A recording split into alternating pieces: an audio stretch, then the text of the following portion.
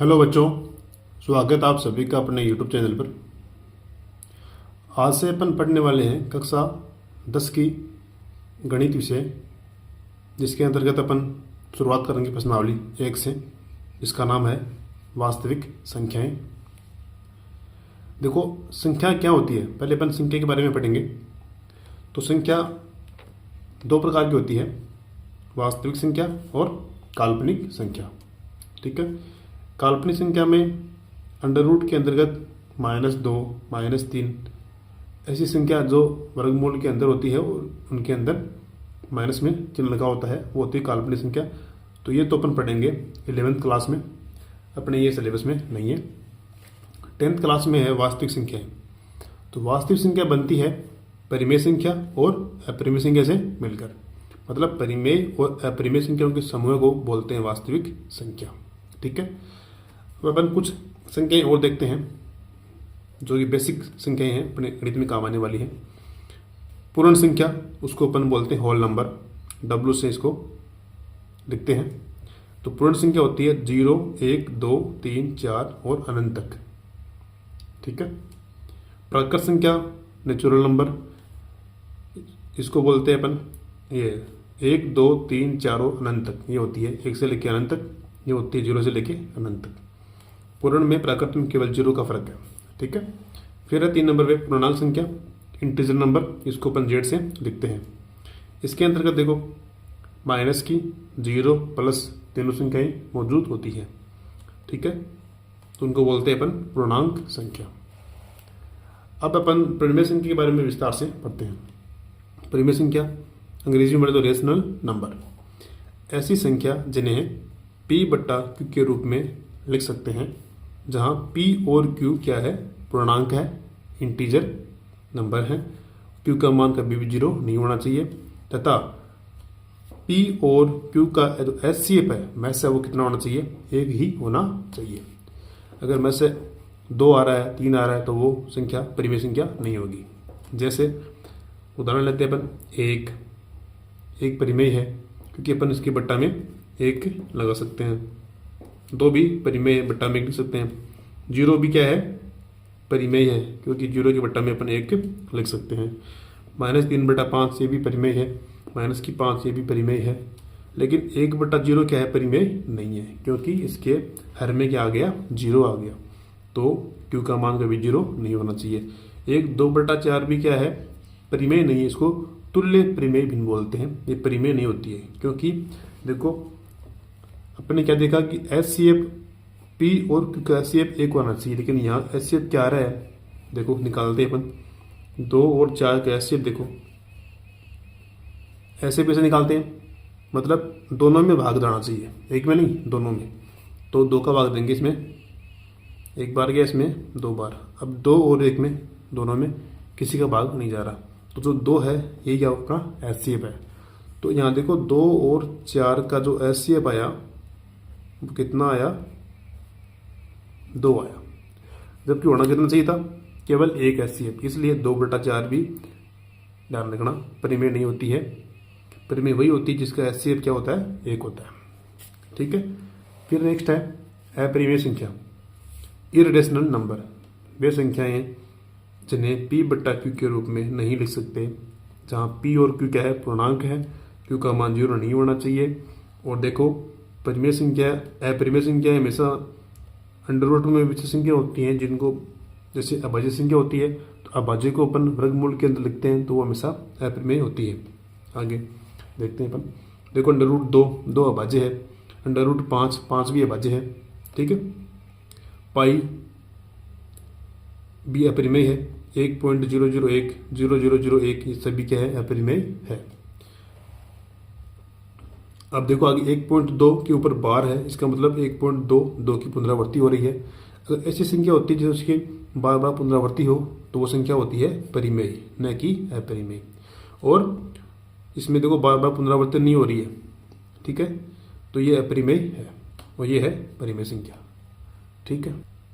देखो मैंने बताया था आपको, अपरिमेय संख्या होती है अभाज्य संख्या का वर्गमूल। 2, 3, 5, 7, 11 ये सारी क्या होती है, अभाज्य संख्या कौन सी होती है, 2, 3, 5, 7, 11, 13, 17, 19, इन सब पे आप अंडर रूट लगा दोगे तो सारी कैसे हो जाएगी, अपरिमेय हो जाएगी। अब देखो अपनी प्रश्नावली 1 में 2 परिमेय है, बहुत ही महत्वपूर्ण है।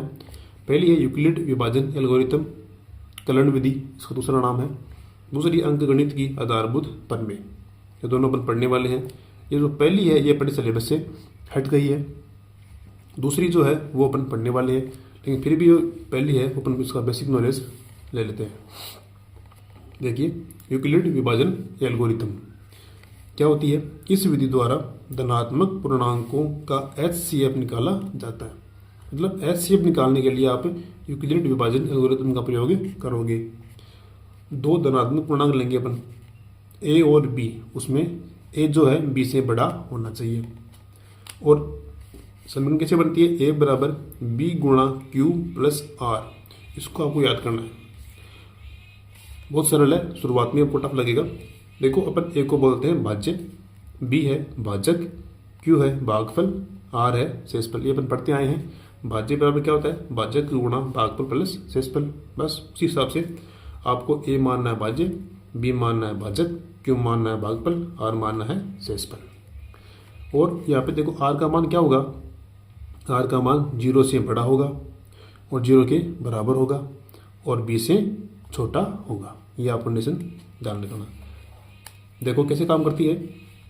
अपन ने माना A को भाज्य, तो अपन देखिए भाग देते हैं ना, A को अपन यहाँ लिखते हैं भाज्य को, ये भाज्य है, B भाजक है, Q भागफल है, R शेषफल है।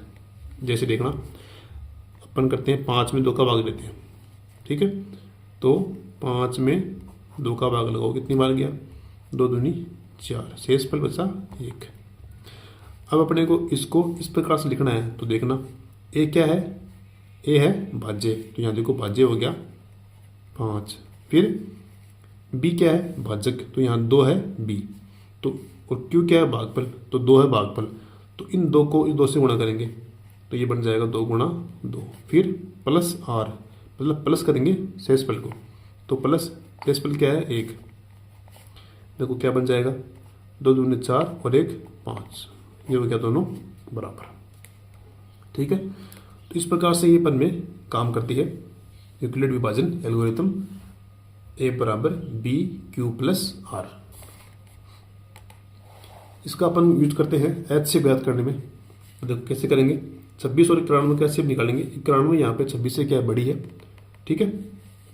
अब देखो कैसे करेंगे, तो अपन 91 में 26 का भाग देंगे, कितनी बार जाएगा, 26 × 78, माइनस करेंगे तो 11 में से 8 गए 3 और 8 में 7 गया 1। तो इसको अपन उस प्रमेय के रूप में लिखेंगे। तो 91 में तो आ जाएगा इधर बराबर 26 यहाँ पे गुणा 3 और प्लस में शेषफल। आपको शुरू में लगेगा ये हार्ड है, लेकिन आप प्रैक्टिस करोगे तो ईजी हो जाएगा। 91 निकालना, आपको 91 बराबर 26 को 3 से गुणा करना है, ये ध्यान रखो। 26 गुणा 3 प्लस शेषफल 13, ठीक है। फिर अपन दोबारा करेंगे। अब जो 26 है वो यहाँ आ जाएगा,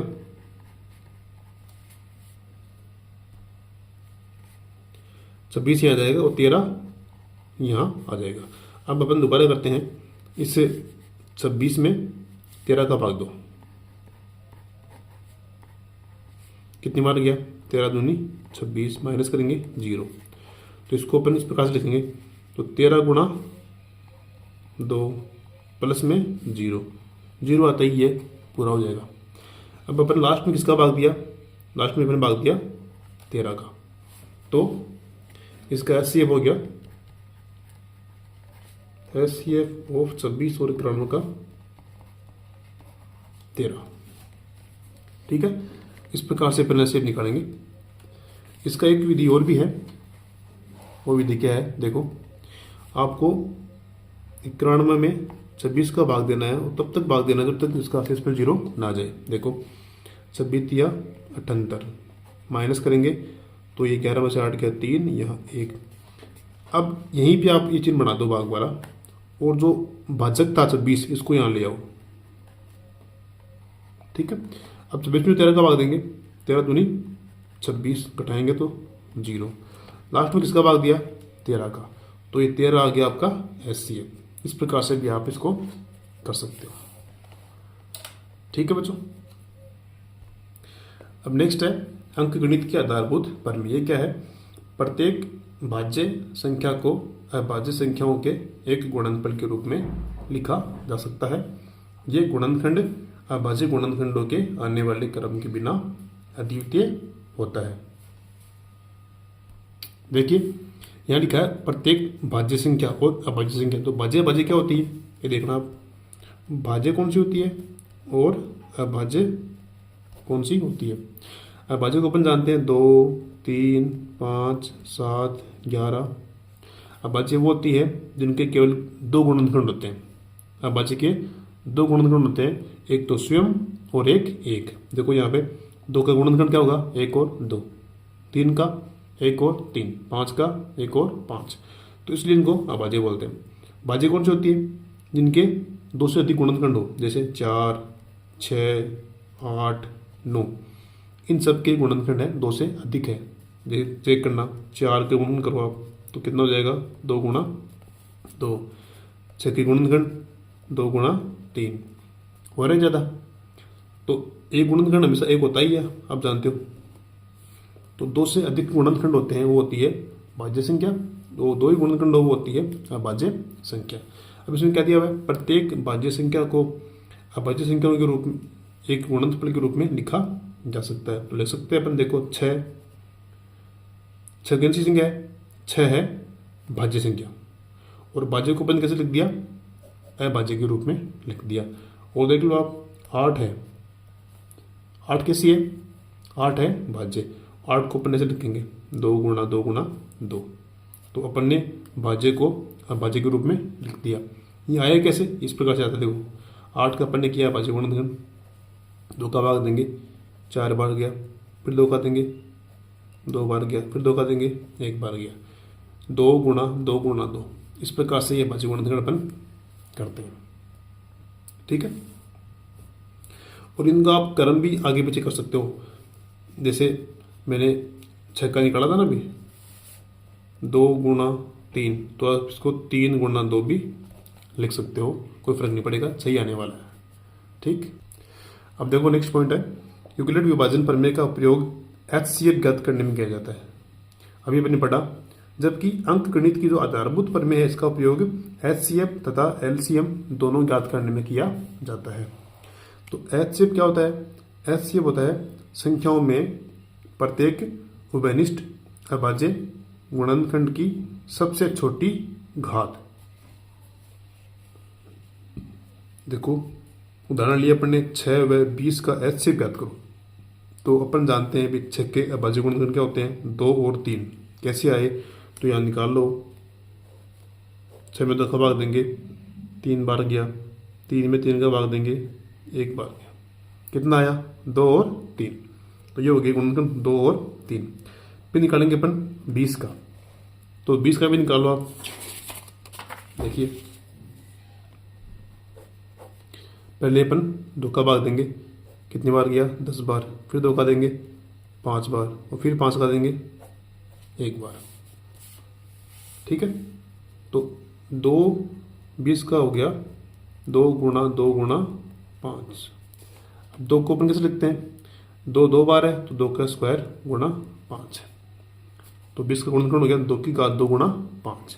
इस प्रकार से 2 की घात 2 गुणा 5 ये हो गया 20 के गुणनखंड। अब अपन को HCF लेना है 6 और 20 का। HCF क्या होता है? प्रत्येक उभयनिष्ठ अभाज्य गुणनखंड की सबसे छोटी घात, मतलब दोनों में कॉमन होने चाहिए। तो यहाँ पे देखो 3 है 5 है, दोनों कॉमन नहीं है। तो 2 और 2 ये तो कॉमन है। तो पहली बात तो दोनों में कॉमन होनी चाहिए। फिर कॉमन है तो इन दोनों में से जो छोटी घात है वो अपने को लेनी है। या 2 की घात 1 है या 2 की घात 2 है। छोटी कौन सी है? 2 की घात 1। तो अपने को लेना है 2 की घात 1। ये हो गया आपका HCF। अब देखते हैं अपन LCM कैसे निकालते हैं।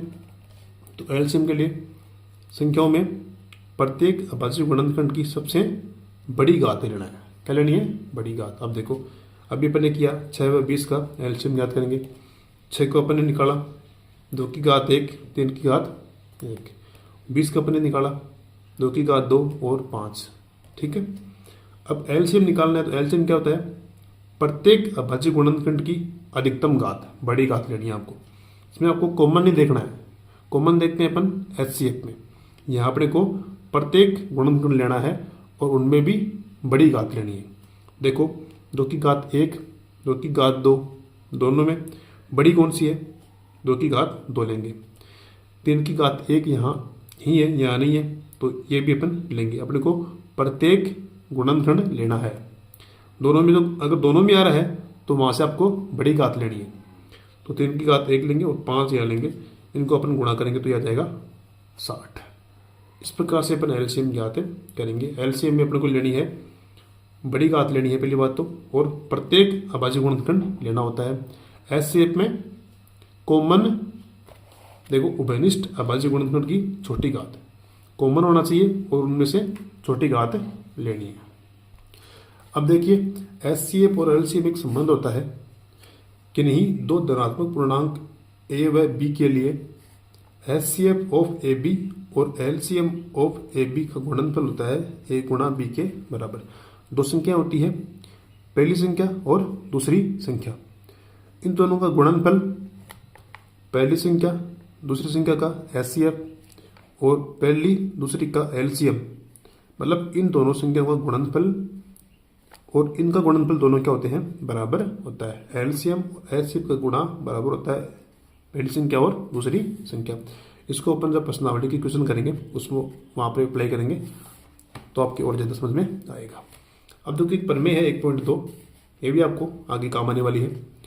मान लीजिए P एक अभाज्य संख्या है, यदि P a स्क्वायर को विभाजित करती है तो P a को भी विभाजित करेगी, जहाँ a एक धनात्मक पूर्णांक है। तो इसको अपन देखो समझते हैं, इस प्रकार से करेंगे इसको। P क्या है, अभाज्य संख्या, तो अपन ने P क्या मान लिया 2, अपन जानते 2 क्या है, अभाज्य संख्या है। फिर क्या लिखा हुआ है लास्ट में, देखो a एक धनात्मक पूर्णांक है तो अपन ने a मान लिया 6, धनात्मक होना चाहिए, पूर्णांक होना चाहिए। फिर लिखा है P a स्क्वायर को विभाजित करता है, P a स्क्वायर को विभाजित करती है तो अपन ने मान लिया कि P कितना है 2 है और अपन ने a माना है 6, तो a स्क्वायर है तो 6 का भी अपन स्क्वायर कर देंगे। अब इस 2 का भाग इसमें जा रहा है, 6 गुणा 6, 6 का स्क्वायर है, इसको अपन दिया 6 गुणा 6, 2 का भाग देंगे तो 3 बार चला जाएगा 18। ठीक है, इसी प्रकार जब P a स्क्वायर को विभाजित करता है तो P a को भी विभाजित करेगा। कैसे करेगा, देखो P अपन ने 2 लिया, a अपन ने 6 लिया, ठीक है, 6/2, 6 को लिख लिया अपन ने 2 गुणा 3 के रूप में, और 2 का भाग जा रहा है इसमें, 2 से 2 कट गया, कितना आया 3। इसका मतलब ये हुआ कि अगर P a स्क्वायर को विभाजित करता है तो P a को भी विभाजित करेगा। कारण क्या है, कारण ये है कि अपन ने P है एक संख्या अभाज्य होती है और इसके अंदर भी एक संख्या अभाज्य होती है, क्योंकि 6 है, 6 के ऊपर कितना लिखेंगे 2 गुणा 3, ठीक है ना।